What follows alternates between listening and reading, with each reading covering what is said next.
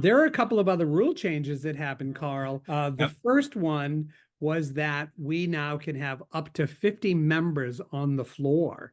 We went from 40 to 50. So any color guard in any division can now have 50 members. Your thoughts on that? I will tell you, I was so jealous. I was jealous when it shifted to 40. It's something I'd always wanted when I was working and teaching. And this 50, I mean, having an army in front of you. There are so many choreographers in the dance world that model with these large armies of companies that, I mean, there's so many opportunities that can come out of that from a theatrical standpoint. And, you talked a little bit earlier about, what these extra people may do, whether they're treated as extras or, a musical component or a theatrical component, or if they're really more color guard people. I think that ultimately, in the same way that we moved from 30 to 40 and we had a learning curve, a lot of people that tried it early were okay, but to mixed success. And you saw the second year that it was available, more people be more successful with that. And I think the same is going to be true with the 50. I'm excited that I hear people are working with 50.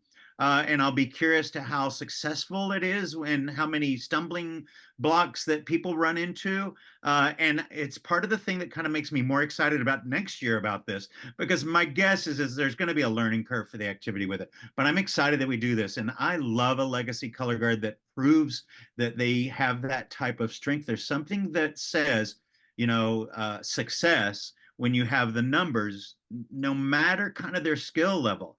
And I'm certainly not diminishing the Tom Vindiolas of the world or the Billy Jerbergs that create, the small groups of specialists that come in and can really shift the activity with small numbers.